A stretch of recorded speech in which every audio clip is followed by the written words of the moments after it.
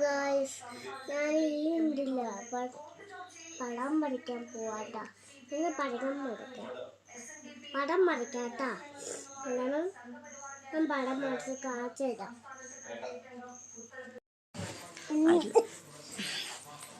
കണ്ടാ